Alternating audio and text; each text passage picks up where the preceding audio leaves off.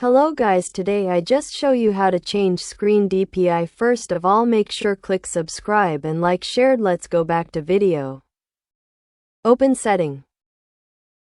Search building number.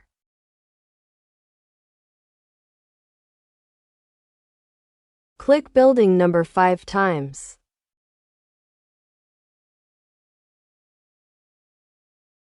Then developer settings show up.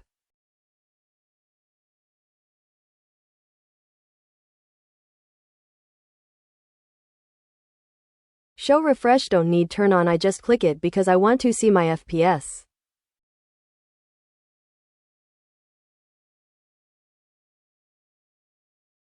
Click minimum width DP. Look carefully what I do. Low numbers is make screen bigger, high number make smaller. If you want iPad view, write very high number.